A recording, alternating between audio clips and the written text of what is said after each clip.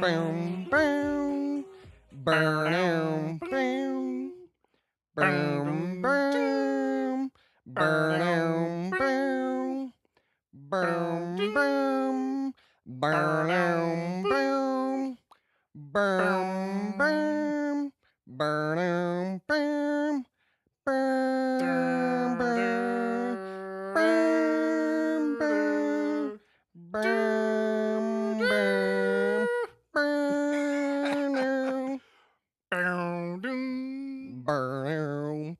Nice. All right. Welcome So, to the Jerk of All Trades podcast. Episode number 9, and if you couldn't guess, it is the Twin Peaks special. If you made it through that intro, I applaud you. I absolutely love you. This is where you would normally hear the Twin Peaks theme music playing normally, but instead you got to hear two tone-deaf motherfuckers try to simultaneously hum that, and it was probably pretty brutal to your ears. Scale of 1 to 10, that was at least a 9.5. That was pretty good. If we were on completed right now with that, I think that would have probably been a 4.5. That would have been like a 2.8. I think maybe people are gonna jack that from us and try to use it on their podcast. That was actually quite beautiful. So, anyways, if you want to use that on your podcast, yeah, man. If that was public domain, we would use that shit. But we had to improvise. Unfortunately, it wasn't. So, it's so all good. yeah, we did it. But yeah, this is Jerk of All Trades podcast episode 9. Little Twin Peaks midnight special. This is it's the 3:00 in the morning special after we've watched Twin Peaks season 3 premiere episodes 1 and 2.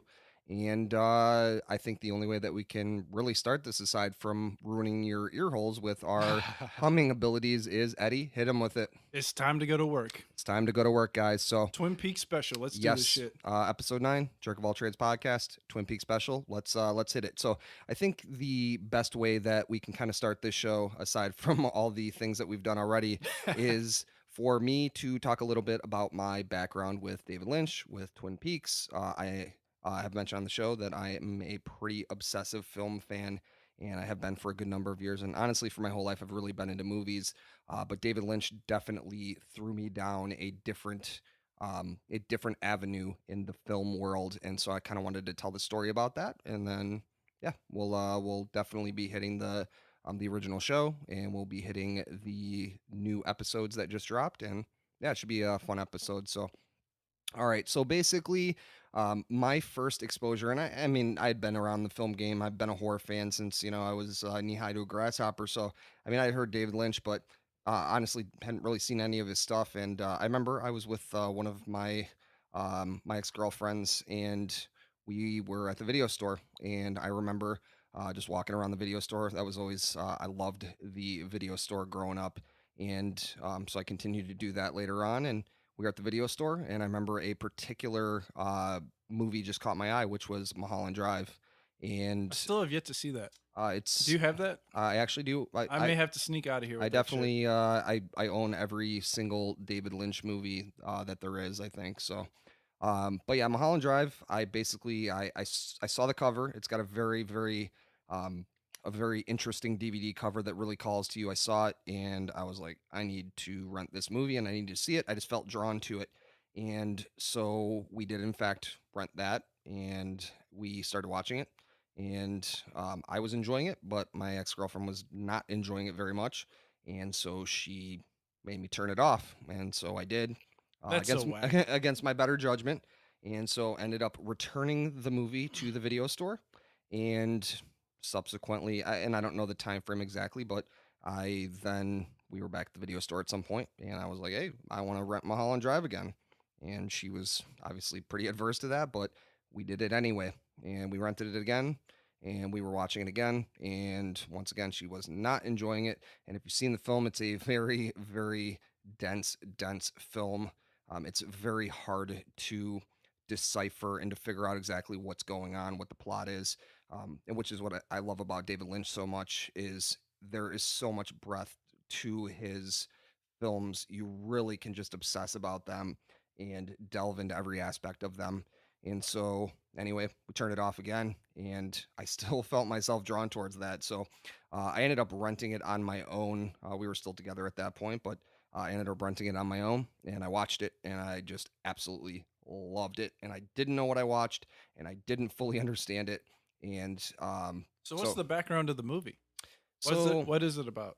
So there is basically a woman played by Naomi Watts, and she's going to Hollywood to be a big Hollywood movie actress, and she's going on auditions and such, and she ends up getting in a car accident, and she meets this girl, and she's staying in what she believes to be this girl's grandma's apartment, and from there, it just gets more and more bizarre. It's about 2 hours or 2 hours plus. Kind of like a thriller, Um, suspense, man, drama. it is. It's so hard to describe Lynch's style. There's elements of Oh, horror, okay, so the art house genre. it's like a movie style Twin Peaks, where you Uh, get a little bit of everything. right, but Little comedy, it's little there's suspense, not mystery. not a lot of comedy in it, but there's a lot of Lynch loves symbolism, so there's a lot of symbolism and stuff. And once you actually really once you know more about what the plot is, you can basically decipher it a lot more, and you can kind of see what certain things mean and stuff. It's not a very direct film, Came and out in 2001. yeah, 2001. It's got Naomi Watts, who is one of my favorite actresses, beautiful lady I and an remember awesome hearing about actress. this. I think it won some awards too. Yeah, yeah, absolutely. And yeah, I loved the film, and from that point, I became obsessed with David Lynch. He became my favorite director, and I still absolutely love Lynch to this day. And he's still up there for one of my favorite directors. And from that point, I just dove headfirst into cinema. And now, I mean, I'm just yeah, I've You know who my favorite director is? um Pretty easy. Martin Scorsese maybe. Yes, sir. Yeah, that was a good guess. So It's an easy one. yeah, Scorsese is obviously awesome, but yeah, so I really, really owe a debt of gratitude in terms of my film fandom to David Lynch, and he really threw me into a different realm of cinema that Mulholland Drive, yeah, Best Picture, Golden Globes, 2001. yeah, it's an Not too awesome, bad. awesome movie. There's a lot of commentary on Hollywood in it, obviously with Best Mulholland Director, Drive. yeah, Best Director. It's It won quite a few Golden Globes and here. it definitely deserved it, and it's definitely a movie that you should check out. And it's a movie, like I said, what I really like about it is that you can watch it many, many times, and you can get more and more out of it. It's got one of the most horrifying scenes that I have ever seen, where Don't ruin it. there's a guy. I'm not going to ruin the whole thing, but there's a All guy right. in a diner, and he's talking to someone, and he's telling him that he has to go out back by the dumpster and see something.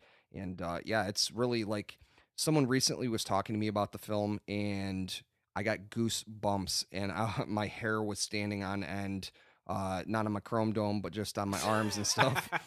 Just hearing about the scene. So yeah, he definitely he really changed my perspective on film. And then later on in my life, he also changed really my entire worldview. I have mentioned in the podcast that I'm into meditation, and that was something that was one of the most important things I've ever done. And the reason why I initially did that was because David Lynch was at the forefront of the transcendental meditation movement, and he wrote a book called Catching the Big Fish. And I read that book, and it was really overwhelming for me. And I started doing transcendental meditation, and yeah, it Is really David Lynch from America? Is he American? yes, he is. Wow. Yeah. So, um, but yeah, he's been into transcendental meditation for a long time, and I mean that's another story. I have some different takes on the transcendental meditation movement now, but I think at its heart, I mean, meditation, regardless of style, is very important and something that many people could benefit from. That's And interesting so, watching his stuff that he's so into meditation. It kind of makes sense. yeah, absolutely. And I think that's a big reason why there's a lot of symbolism and such in his films, because, once you go down that rabbit hole and you start getting into human psychology and such, I'm a big fan of Carl Jung, and he is very much about symbolism, dream symbolism and stuff. And we were talking a bit about that as we were watching the Twin Peaks premiere, and David Lynch's kind of obsession with symbolism. And Carl Jung is very into that idea, and that things don't always in your dreams and such don't necessarily mean literally what they are, and it could be something completely different. And so you see that popping up in Lynch's stuff a lot, and that's one of the things that I like so much about it, because it's not like, hey, you just go to the local cinema and you watch the newest big budget, you know, action movie and you watch things explode and you watch, people in tights flying around. And I don't mean to hate on people's superhero movies, but um, I definitely find myself most drawn towards movies that you really have to dissect and you have to try to figure out. And rather than just watching it once, you can watch it many, many times. And honestly, you can find your own meaning in the film. And so that's why I love Lynch so Yeah, much. Twin So Peaks is so good. You could watch it easily, absolutely. I two or have. three times. Yeah.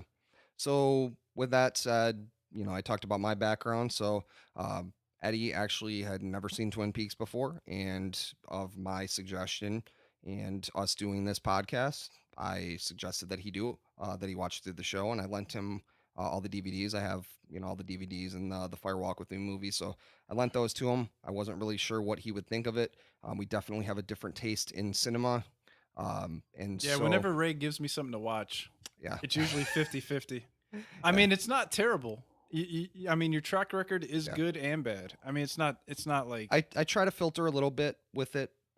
It's tough to not get caught up in just my personal opinion of sure, things. I mean, but that's tough in general, but given our different taste in music, different taste in a lot of things, like essentially yeah, taste in movies is going to be different too. absolutely. So like this was a good one though. This was definitely good. Twin Yeah, Peaks is very very good. I think it was ahead of its time. absolutely.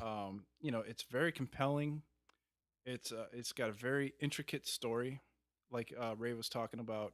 David Lynch, his attention to detail is very strong. Immaculate. So yeah, if you're into that kind of stuff, definitely give Twin Peaks a chance. It's like a murder mystery, which I'm into. I like the police investigation stuff. I'm not a big CSI guy, but I imagine Yeah. that's kind of what CSI is all about. Yeah, CSI is like the polar opposite, I think, of what Oh, Lynch really? does. I've never seen it, Uh, but just the, very direct, and you know what? I'm gonna be honest, I haven't really watched CSI a lot, but it seems, very, very vanilla, and the episode of the week, and you've got the same, recurring oh, main that's definitely characters, but not. you got the murder of the week, and Yeah, that's not what Twin Peaks with Twin was at Peaks, it all. was like it was a That giant, was giant story right. that was Episodic so storytelling. good. It was so good. The first 15 episodes or so of Twin Peaks is the best shit you'll probably Yeah. watch. So I have a real quick question for you. So, what was your exposure to David Lynch before I you don't just think I've watched seen through? any David Lynch movies. I I don't mean, have were you his film. familiar with him? Had you Not heard at of him all, or no? man. No. Not at all. But it's interesting to see here that he was born in Montana. Yeah. Born in Montana, and he's been described as the most important director of this era and a renaissance man of modern American filmmaking. Yeah, So absolutely. that's high praise coming from a lot of critics. He is so Eraserhead actually, which is one of my favorite movies, is one of the movies that was at the forefront of the midnight movie craze of the 70s, and movies that weren't going to get shown in mainstream cinemas, and so instead they had, cult followings that built up to see them at these kind of offbeat theaters and such. Um, and so yeah, he definitely gained a cult following from that. That kind of launched him into bigger movies. He ended up doing The Elephant Man, which was a very big movie at the time with William Hurt, based on the true story of The Elephant Man.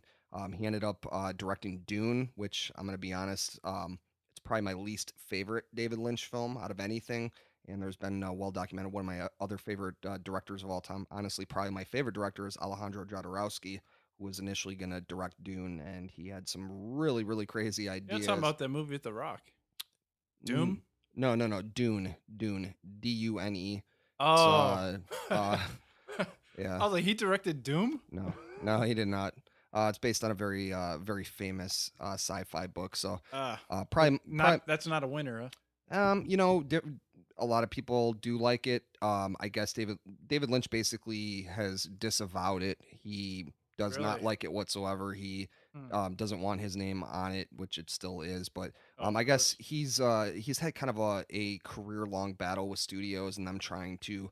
I mean, with his directing style and what he does, they tend to want to um, change it a little more for a mainstream audience, and especially a big movie like that. And Yeah. early on in his mainstream career, they really, really tied his hands a lot. And so it's not what it could have been, honestly. And I'm not the hugest sci fi fan. I've definitely opened up to it a lot more, but It's a little outside of my wheelhouse. I am a film fan that didn't see a Star Wars movie until maybe, I don't know, 10 years ago, I think was the Yeah, first and Star I Wars still movie. have not seen a Star Wars movie Yeah. And or Lord of the Rings, yeah, unfortunately. yeah, I have I've seen One one, day, but also probably not not. in my wheelhouse, but yeah, David Lynch is definitely so being into offbeat cinema. Things very often get described, and I think a lot of times probably not so justifiably so, but anytime something is really weird and offbeat and interesting and different, and it has a very disjointed or at least seemingly disjointed kind of plot, it's always described as Lynchian. And so when you have an entire type of filmmaking that is described based on your last name, obviously you're pretty influential. So Damn yeah, right. David Lynch is a very, very influential director. And yeah, that's one of the reasons why I'm such a huge fan. So Yeah, a lot of people describe podcast as jerkian from the Jerk of All Trades, and we appreciate that here at the absolutely Jerk of All can Trades. continue to do such. So yeah. We love you guys. So, yeah, with that said, let's talk about the original run of the show. And why don't I mean, I guess I'll probably start off because I've Twin Peaks. seen the show quite a few times. So after I got into Mulholland Drive, um, I was um, I was pretty obsessed with it, and I ended up being lent Twin Peaks from someone, and I watched through it, and I absolutely loved the fuck out of it. So by the time that I saw it, um, television was changing a little bit. I mean, you had things like Oz, and you had The Sopranos, and more episodic Oh, that was storytelling. way after Twin Peaks. Right. Yes. But by the time I saw it, I mean, Oh, Mu- that was when you saw Twin Peaks the right, first time. My right. bad. I'm sorry. I was familiar with Twin Peaks. I had heard of it, but I had never seen it. And so after I saw Mulholland Drive, I needed to see everything that David Lynch had ever directed. And so I ended up seeing Twin Peaks, and I was just really, really blown away by it. And um, I mean, I think only even now do I realize and are people fully realizing how influential and how different it was. And obviously, there's a lot of people who have. I mean, there's been a goddamn festival for it for God Yeah. knows how many years now. So, but yeah, I absolutely loved the show. I will definitely say that season one is certainly far superior to season two, and especially as you get deeper into season two. Once they reveal who Laura Palmer's killer is, I mean, that was really the whole hook of the show. And from what I understand, Mark Frost and David Lynch really didn't even want to reveal that, and they wanted to continue down that pathway. And instead, the studio, and especially for the time, you didn't really have shows that were like that. And really, the only kind of hook like that you had was the Who Shot JR from Dallas thing, and so they really wanted to give that wrap up, and so they ended up revealing it. And I think that the show and I'm not the only one, the show really suffered for it. Lynch Yeah. became very disenfranchised with the show, and Mark Frost, I believe, did as well. And so, yeah, from that point, actually, the ratings of the show started to slide pretty hard, and eventually the show ended up being canceled in 1991. And honestly, probably at that point for the best, because I don't think that once the killer was revealed, they could have continued on with what they had going on in season one and part of season two. So, um, yeah, what are your thoughts on that? From your watch that you Twin just had. Peaks reminds me a lot of Game of Thrones in that there are numerous storylines separated from each other that are going on all at the same There time. is so much going on. So it's hard to wrap your head around everything all at once, but it is still very, very good in all those storylines. No, well, not all of them. There's some storylines that I don't That particularly Eddie care fast for. forwards through Donna, God damn it, man. the Donna stuff, the James, Donna and James stuff. James, you gotta go, buddy. I'm Uh, sorry, you're a little too and boring for me. you do look a bit like John Cena.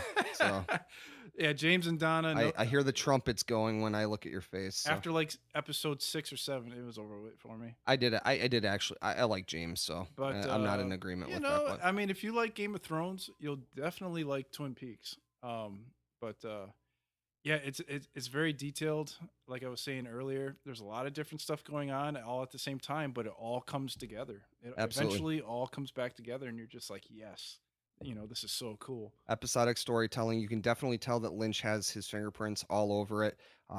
He creates a world with a lot of different characters and a lot of intrigue. I think that's one of the most important things that Lynch does is he creates intrigue, he creates atmosphere, and I think those are the things that really, really drive the show and make it so interesting. The way I describe the show is it's almost like it's soap opera esque in the delivery and the kind of the way that characters are connected and other characters don't realize that other characters may have some sort of back dealings and such, but it's done so in a very very bizarre way. The setting and such, and then you kind of dump these like really unsettling horror elements on top of it, and it makes for just really, really compelling television and just a really, really excellent show. So yeah, Yeah, season two's. I like season two. Up I, in I don't I don't hate it, and I think there's good in it, but you can definitely feel a drop off once up you've until they reveal the killer for Laura Palmer, and then it kind of slows down a bit. yeah, It kind of falls off a cliff, like I yeah, a was little saying. bit But off a mountain maybe. Yeah, yeah, and you're kind of just like, man, well where would they have gone with now it? what? It's just kind of like now what? But then they build up again, Yeah, and then like obviously there's no season three until the year 2017. So yeah, it was. at the end of season two, you're left with this cliffhanger that just never gets settled. Yeah, it was definitely So it's a little tough. bit disappointing there, but the whole thing about it was about who killed Laura Palmer, and They were going definitely in a different direction with it, which I mean, now we're starting to see, where that is. And I think it was a I bit just wonder sudden. like if they hadn't forced him to reveal the killer, where it would have gone. Yeah, I don't know. Because That's even right now with season three, how it's shifted with very much so. Agent Cooper, Cooper, the Coop. would that be going on right now if they hadn't been forced to reveal? I don't know. That's a great And the question. whole "I'll see you in 25 years" stuff, like if that Yeah. hadn't been forced on him, what story would that have been? I don't know. That is a great question, and they were definitely, it was kind of dumped on them that the show was not being renewed, and so they were kind of forced to push to some a finale, and yeah, like you said, there's definitely a cliffhangery element to it. There's not that finality that we're obviously going to be getting now. So um, yeah, See, I didn't know that all this stuff was happening when I was watching it. So to me, it didn't make a whole lot of sense. I thought they were like, I thought the end of season two was like the climax of the whole story, yeah. but it really wasn't. No, definitely, and we can definitely see that now. There's a lot more going on than even at the surface level, and even at the surface level, there's a lot going on. So One weird thing about Twin Peaks I forgot to mention is that you don't see this in any TV shows, and if you do, it's because that I haven't seen them because yeah, I don't watch TV. But there's a lot of violence against women in this show from men. I was shocked, yeah, especially for like, well, for the time, for the sure. early '90s. It was like, well, nowadays people are so sensitive. It's like you can't walk down the street without someone being like, you can't. You're Yeah, automatically prejudiced if like you say the wrong thing nowadays, especially with like social media and stuff. But like I was just like, damn, he's that's kicking that chick's ass. that was It definitely was crazy. Like there's at least two or three instances where a chick gets the beat down from a guy, and I'm just like, god damn, man, that I was have never seen that on a TV show before. that was definitely, if you think about it. I mean, that I was don't hate it, and I'm not mad at it. It's just like it just shocked me. you heard it right. You heard it here first. Eddie doesn't hate beating women, so I don't I don't hate think it that's for quite what you meant, for but entertainment, I suppose. I guess no. for entertainment purposes, but definitely not in real life. I think that Shouldn't be that hitting was women. really I think that was the overarching kind of idea of the show. I mean, how does the show begin? I mean, there's a young woman who's been, obviously beaten. You later find out raped and Well, the killed and way wrapped in plastic. the So way it was done was tasteful, not tasteful, but like it made sense for the story. yeah, because they were put in a situation. Well, there was one situation where the guy had to hit the woman to save himself, so that kind of makes sense. And he didn't hit her like he hit her in the stomach, so Yeah. it's not a big deal. And she wasn't pregnant or anything The like that. the It just hit her in the stomach. That was it. But that was the first time I saw it, and I was like, "Oh shit!" the He hit her core in the stomach. the choreography in Twin Peaks may leave a bit to be desired. I remember in the premiere episode, the fight in the bar with Bobby Oh, you're talking about and yeah, they're definitely throwing some punches, but I think that was once again part of the appeal and the fact that they were kind of touching on it. that kind of soap I, opera kind yeah, of it's feel. different. So David Lynch is not afraid to push the envelope, and I yes, appreciate that. he pushes the envelope and he watches it bend. So yeah, I mean, I kind of talked about how influential the show was at the time, and honestly, still is to this day. I was recently watching the show Legion, which is on FX, and I was really taken aback by the fact that the show.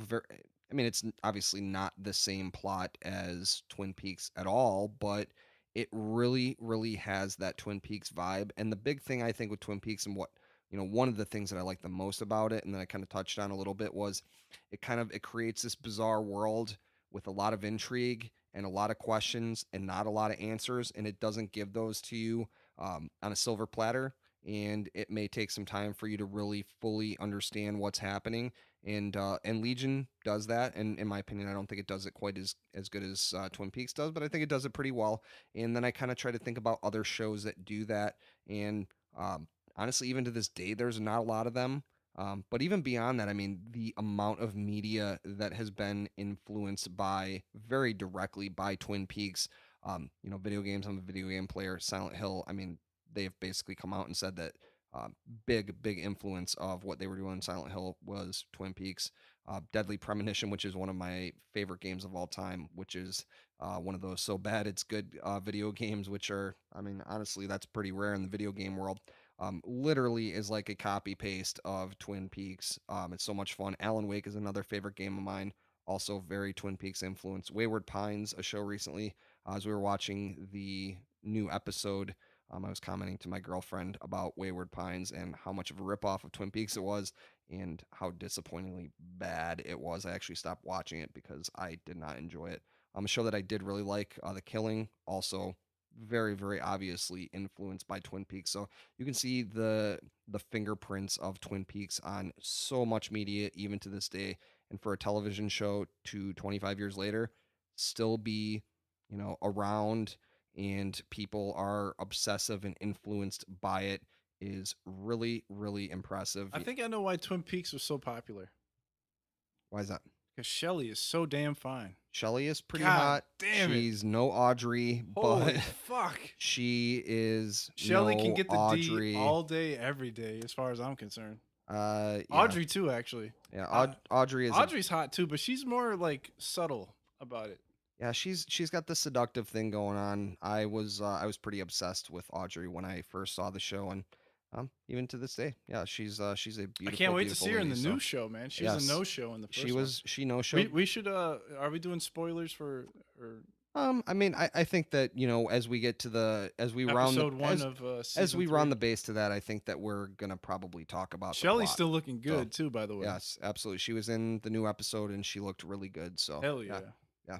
So yeah, I think that that's kind of what we wanted to cover on Twin Peaks and what it was and why it was so influential. And we're going to come back and then we're going to talk about. Taking a break, folks. Yes, we're going to take a break and we're going to come back and we're going to talk about the obsessive fan base of the show and kind of how that led, partially to us getting season 3. And then we're going to talk about the premiere. And where do we go from here? And where do we go from here with Twin Peaks? So yeah, we're going to take a break and we'll be back and we'll talk more Twin Peaks. So all right, we'll see you on the flip side, guys.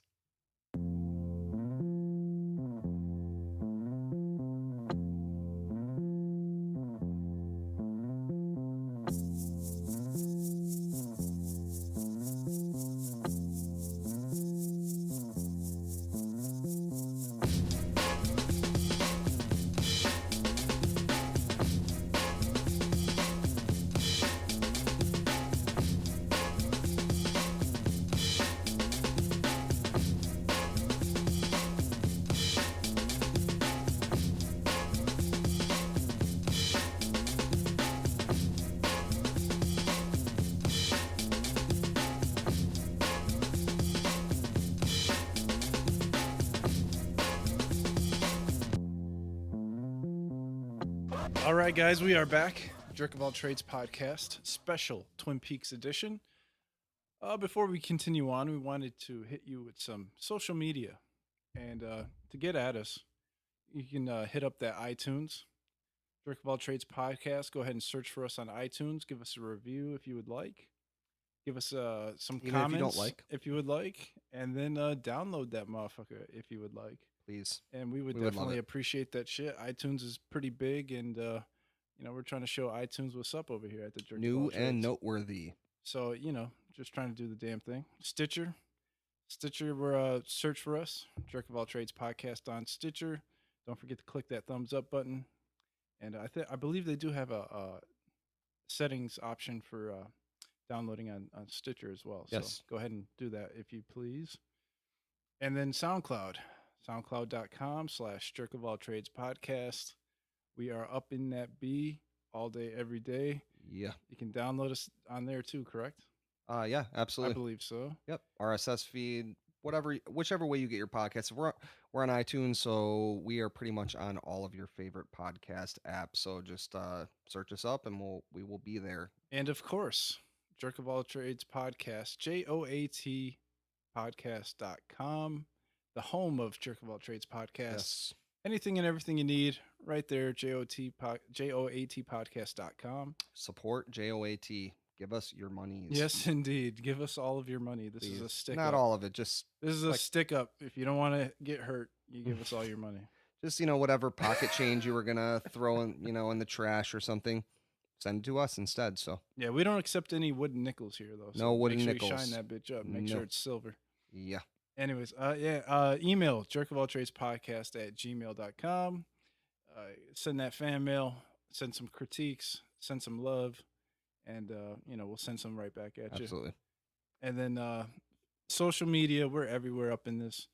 Facebook, Can't miss us. Instagram, YouTube, search Jerk of All Trades Podcast. And then on Twitter, we are at JOAT Podcast. We reply quickly, Yes. and we're on social media just about every goddamn day. So we're looking out for you. Yes, we are. So we love So- you guys, and thank you for all the support. Absolutely. And we do the show because we love to do it, and we do the show because we want you guys to hear us do it. So if we're doing the show and no one's listening, yeah, we would still do it just because we love it so much. But obviously, we want you guys to listen and share it with your friends and review us and subscribe and download and do all of those great things. And we please. absolutely appreciate every single bit of support that you guys have shown us so far. So JOAT is going to be blowing up, and it's already blown up, and it's because of you guys. And thank you so much for all your support. Absolutely. So, Thank you, guys. yes. So back on to the topic at hand. We're back Twin to Peaks. Twin Peaks, the Twin Peaks special, episode 9 of the JOAT podcast. And so the next thing I wanted to talk about was the fan base of the show. So It has a cult following. absolutely, the complete definition of a cult following is Twin Peaks. Twin Peaks is actually coming up on the 25th annual Twin Peaks Festival. It's going on July 28th through the 30th. I'm not even Somewhere in Washington. and we'll say North Bend, Washington, and another place that I definitely cannot pronounce. So, 25 years. Obviously, people love this show. They go. Is this where the setting of Twin Peaks was recorded at? The The town of, quote unquote Twin Peaks? I believe it is because Yeah. the diner. They. And the mill That's yes. So and yeah. everything else? Yep. That's pretty cool. So yeah, that's very cool. I would love to go and check this out one of these years.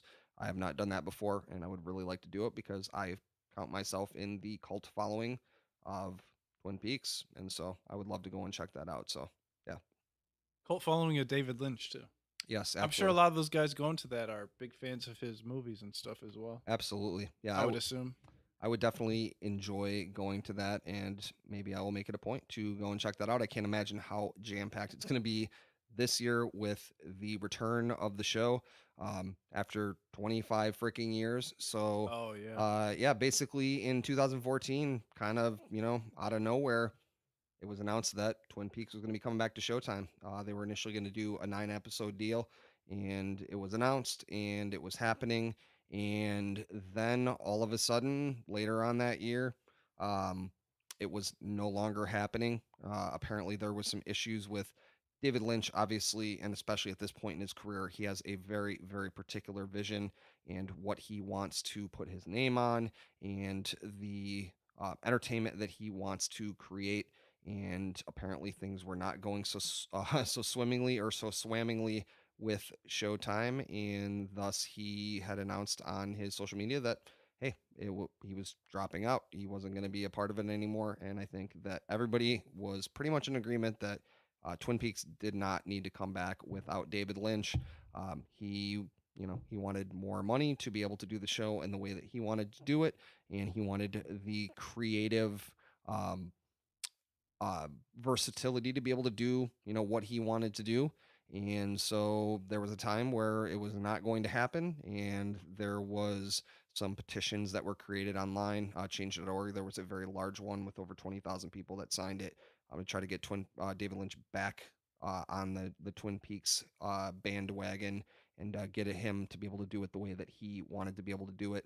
There was a whole hashtag going on with Save Twin Peaks. So I remember I was following it at the time, obviously being a big fan, and then Did you sign the petition? I don't believe I signed the petition. Ah, Ray, Um, slacking. yeah, I didn't sign the petition, and yet it still happened anyway. So I Oh, thought of course. really, I thought positive thoughts about it happening, and so it happened anyway. So, yeah, so eventually, Showtime kind of they bent and they gave into whatever David Lynch's demands were. This sounds like he's like holding them up. I believe we talked about us holding you up so you give us our money. Stick up. So David Lynch ain't taking no let's shit. let's start a Meet change.org. all of his demands or go fuck yourself. Let's start a petition for JOAT to get all your money. So We don't have that cult following yet, though. no, but yeah, We're working on it. we're on the underground right now. It'll And so come. yeah, we're it's the cult is gonna have meetings. I believe we're gonna do probably Thursday mornings. Because we do the show on Thursday night. So Yeah. definitely not I'm Friday free just about mornings. any day of the week, so I don't Yeah. give a shit. So anyway, yeah, the show was back on. But yeah, I wanted to talk about the unprecedented the unprecedented nature of a show coming back after 25 years. I mean, to my memory, I don't think anything like this has ever happened. So it really speaks to how much this show means to people. After 25 years, it's coming back to be able to get the finality that Yeah, um, this is crazy. it didn't fully get. So after the show ended, David Lynch was able to write and direct a Twin Peaks movie, which is called Fire Walk with Me, which honestly is not my favorite David Lynch property. I mean, it's fun to see all the characters and such, and there's um, more no holds barred nature to it because it's a movie. But you had some weird things going on, like you had Donna was played by someone different because Lara Flynn Boyle was not a part of that, and so yeah, Yeah, I'm it's not a big fan of the prequel either. What I yeah, think he should have done was instead of doing a prequel movie, because they said he recorded like 4 hours worth of film, making that. yeah, He should have just went ahead and kept going with what he was gonna do with season three, the first season yeah, three. You know what I mean? After Agent Cooper, went headbanger Mosh in the mirror there. yeah, yeah. Just keep going from Goldberg there. Yeah, in the mirror. just give him 4 hours of Twin Peaks, what you were gonna give him anyways, or not 4 hours, but you know what I'm Yeah, saying. Give him a movie of, and then give some finality at the end of that instead of going backwards on the it prequel. was definitely. I mean, it was a different era too. I But they mean, it's certainly did owe the Laura Palmer her just due, with because her the whole show, the best part of the show was about her. So yeah, what an amazing performance by her. I'm sure that at the time it wasn't just as easy as yeah, her and her father Leland are the best actors by far on Twin Peaks. yeah, yeah. Man, just wow. Yeah, Leland can some per- act his ass off. I think his name is Ray Wise yes, or Ray something like Wise that. is an God awesome damn it, actor. man, he is He's been in a lot of phenomenal. awesome movies that I've really I need to liked. check So more of his stuff out because yes, I was very impressed with him. definitely do. He's been doing the acting game for so long. He's showing up in things all the time, and he's always really good. So I really like when I see Ray Wise's name attached to something. So yeah, he's an awesome actor. So yeah. So, yeah, and then the other thing I wanted to, so based on the 25-year thing, I wanted to kind of talk about the fact that on the show, they actually, basically Laura told Agent Cooper that she would see him again in 25 years, and how fucking crazy that now the show is back after 25 years, and like, how planned was that? And I don't know, but it's another No really other interesting. television show has done that, right? No, In the no, history of television, it's never been it done. has never been done. I actually recently heard that Roseanne is actually going to be coming back for a new season, which is really bizarre. If you watch Mm, through Roseanne, interesting. the Roseanne's a big UFC fan, so I'm not is mad that at true? that. Oh, Oh, absolutely. interesting. I did not know that. Huge UFC fan. What up, Roseanne? Yeah. The ending of Roseanne was really bizarre too, because the whole final season was basically like, at first you thought that John Goodman's character had died, and then all of a sudden, hey, they won the lottery and they're living it up, and then you find out at the end of the final season that it was all just a dream because she couldn't deal with his death. And so yeah, I don't know how they're gonna bring that back, but I wonder how influenced that is by Twin Peaks. Obviously, people like Roseanne. I mean, I watched at the time, but I can't say that. I wonder how much a big part of it is how desperate television is Yeah, for good TV these days. absolutely. Yeah, they the retreads, and I think that that's as we delve into the season 3 recap. Because look Um, at Twin Peaks. Twin Peaks was on network TV. Now it's on Showtime. right, It's like absolutely. these HBOs and Showtimes. They're getting the big shows, Yeah, like ABC, NBC, like the network stations. They're that's not getting the big show anymore. no, no. The network television thing has really kind of died off, and it's not. Internet killed the radio Yeah, star. so definitely not what it once was. And so yeah, yeah, not I can't imagine that there's a Roseanne festival every year. Oh. And so they're No, I don't think so. they're bringing it back anyway, so yeah. So with that being said, let's move on to the meat and potatoes of this, and that is the season 3 premiere. It just Hell yeah. we just watched it not, hours ago. It's 2 episodes in one, episode 1, Just episode about 2. 2 hours. Just under 2 hours in length. Yep. Yeah, it was like a hour and 51 minutes. So we Are we spoiling or not spoiling? no, I mean, so if you haven't watched it yet, maybe come back and Yeah, listen to if you haven't seen it yet, press pause right here. right. And come back and And we'll listen. see you on Thursday night. Yes. So or, watch the show and then come back and listen to this. Yeah. So but I think, we'd be remiss if we didn't actually talk about the things that happened on it. So yeah, basically, um, as I said many times here, I'm a huge Lynch fan. I'm a huge Twin Peaks fan, so I have quite a little collection. So I had all my stuff set up, which we posted on our social media. My records and my laser discs and my DVDs and That was my pretty books cool. and stuff. Yeah, that, Um, that made for a great yeah. picture. Um, so yeah, we had a whole setup going on with that, and I also got what you had to do. I got donuts and stacked them up real nice, and I got some cherry pie, and I got some coffee, which I drank black, and then I got Eddie a little creamer, and then I drank Gotta have that cream. way too much My coffee. acid reflux ain't good with that coffee. I drank way too much coffee for 10:15 at night, and then I was super fucking hyped and wanted to do a bunch of shit around the house.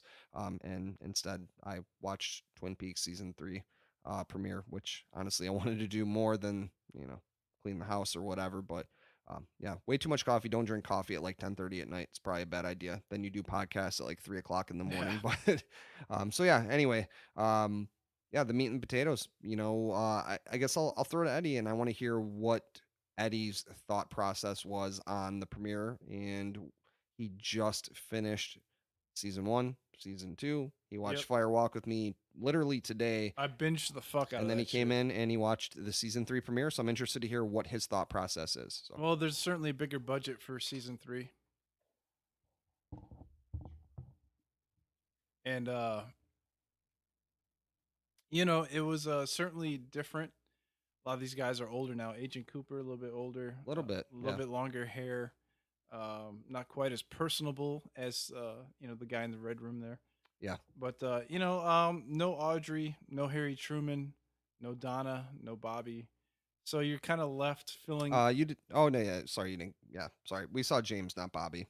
yeah, a little slightly unfulfilled as far as like all the characters are. I know this is episode 1 is just laying the groundwork for more to come, And as a binge watcher myself, I'm spoiled in the fact that I didn't have to wait. I was able to watch everything I wanted to, back to back to back, and I didn't have to wait for shit. But now, You're unfortunately, I waiting. have to wait. You are So, definitely waiting. they're laying the groundwork for all this stuff, and it wasn't terrible, but it wasn't great in my opinion.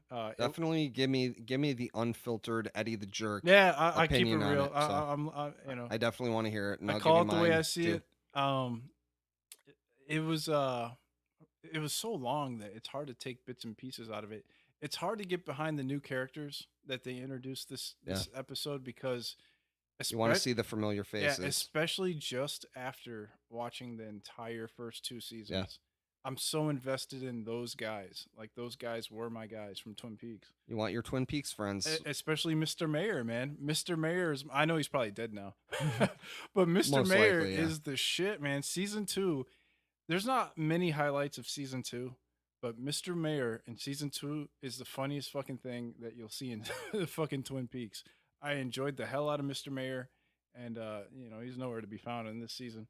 But yeah, so there's certainly more questions that need to be answered, and they're basically just laying the groundwork for the entire, was it 18 episodes yeah. coming It's up? 18 episodes, so we got 16 left. 16 more episodes, so I couldn't get everything I wanted out of it right away, but it'll come. Yeah. So yeah, so my thought process, and I've watched through the original series multiple times.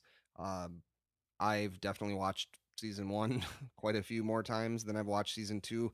There's been times where I start watching through it and then I kind of fall off in season two and don't watch all the way through it just because it kind of, I don't want to say tanks, but it goes downhill a bit. It falls off a cliff. Yeah, I don't know if I would say it falls off a cliff, but it's not as enjoyable. But so obviously, I have a very deep investment in the characters, and they are definitely my Twin Peaks friends, and I love the characters on the show. So I can see where the disappointment from Eddie would come, and really from anyone who was a big fan of the show, and you come back and you don't get maybe enough of the familiarity of the show and what you were accustomed to and the characters that you loved and you want to see. But my thought process is David Lynch, as I mentioned, is very particular in his vision.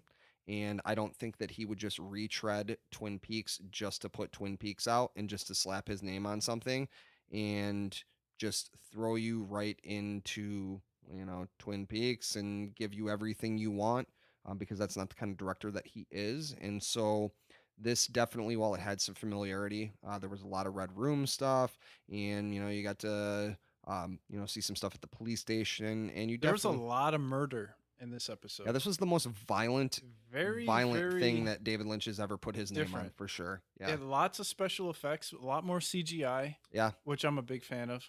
And And I'm not, and that was actually probably my thing of the show that I liked the the least. simplicity of it.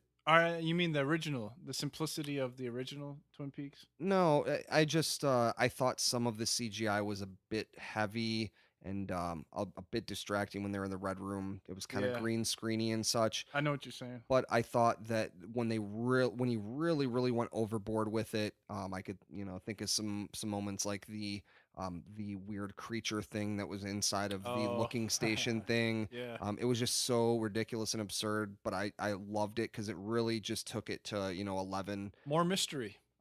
And More mystery. We don't know what the hell that damn thing is. yeah, and Kyle MacLachlan's And character, extremely vicious. That yeah, fucking thing, that was man. really That quite thing was vicious. vicious as Yeah.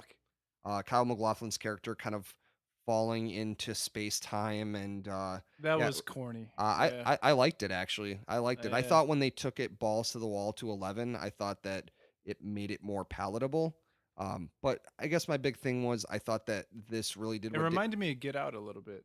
That falling into space yeah, kind of yeah, thing. into the kind of weird dream realm or whatever. I mean, there's really a lot of that in Twin Peaks in general, but I think that this was a very logical place for the show to go. It With the seems like way he's trying to be more progressive with Twin Peaks instead of, like you were saying, rehashing it right, as what it was. He's like, all right, this is Twin Peaks, and it's got some guys from Twin Peaks, but this is the new Twin Peaks. Right. This is the 2017 Which I Twin think is Peaks. the only really way to if you're going to bring the show back. It's like I can appreciate that too. so for, let's say for music, for example, you have a lot of artists that say, well, if I'm going to remake a song, I'm gonna bring my own vision to it, and it's almost like he's bringing his own vision to where Twin Peaks would be in 2017 instead of just retreading.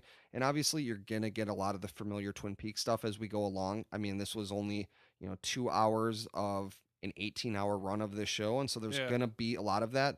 And I think what was really important is it really set the groundwork for what's going to be happening. You had the whole doppelganger Agent Cooper thing going on. You had Agent Cooper, which, man, what a jolting moment when you saw him driving down the road in the very familiar David Lynch kind of lost highway kind of thing that he likes to utilize. And then you saw him get out and you saw him looking straight up like goddamn Eugene from The Walking Dead. And yeah, he was a goddamn badass. And yeah, so you had that whole thing going on. You had the weird guy you've never seen before in New York in the skyscraper who was looking through this weird eye portal thing with cameras and such, and some sort of connection to Jacoby going on because you had the boxes there, which I would only assume had the SD cards with all the camera film that were being delivered to Jacoby, the psychiatrist. Still So living out in Twin Peaks. there's some sort of they mentioned a an unknown billionaire who was funding that whole thing. So Yes, they did. you've got that whole thing going on. You've got the Agent Cooper thing where actual Dale Cooper has been stuck in the red room for these past 25 years, and doppelganger Dale Cooper has been out in the real world, and so now The he's evil Dale the Cooper. evil Dale Cooper, the Blowing bitches' bizarre brains out. bizarre. Yes, there was quite a lot of people being He's 2 for murdered 2 on brutally. killing women in this fucking Yeah, thing. there was multiple holes through the entire head. Yeah. There was a lot of gore and such on Evil this. Dale Cooper is a fantastic shot. Yes, I mean, he was amazing. He straight up you headshot don't even right need through a the scope on eyeball. his fucking thing. He just He straight he definitely wrecked dome it. That's the way shots. doppelganger Dale Cooper goes. So, yeah, there was a lot. This was definitely I heard this described as like David Lynch heroin, and I can definitely see that as a huge Lynch fan. That this was really like David Lynch was just given unlimited money and given complete creative freedom and given the reins to do whatever he wants, and that was definitely what you got here. You got crazy fucking talking trees with weird blobfish, Eraserhead baby esque from Yeah, that thing was pretty weird, crazy. weird, weird dialogue that was like really, really hard to decipher and try to figure out. Is it the past? Is it the future? Like, yeah, there was at one point I said I really feel like I should be taking notes, and I actually feel like I'm probably going to go back and I'm going to probably rewatch the episode and I'm going to probably take notes because Yeah. there's definitely A some lot of stuff, a numbers, lot of numbers and things that names. you need to remember and you're going to get lost. This is, I mean, if you like Twin Peaks, you're listening to this, No you probably dancing do. midgets though. I was a little No, disappointed. no, he is not a part of the show. He is not happy with David Lynch because he didn't want him to be a part of the show, and he has been talking mad shit online.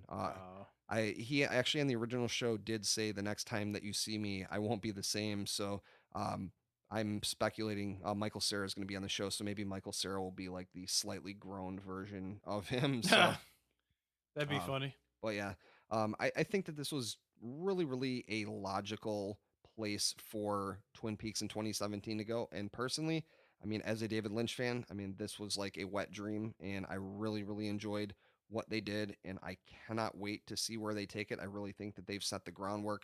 He has I mean, this is like, the opening section of a regular David Lynch movie. This is where he creates a world, he creates intrigue, he creates a lot of questions, and he doesn't give you a lot of answers. Are the next And episodes going to be an hour? Are they all going to be 2 hours? Or I no, mean, they're all going to be an hour, I right? think they're all going to be an hour. Yeah, Yeah. yeah. So I mean, we basically got 16 hours more of this, and I think that it's Every uh, Sunday night. yes. Yeah, Cool. it's got Cool. there's definitely enough meat on the bones here, in which I'll be honest, so I pretty much went in without seeing almost anything on this.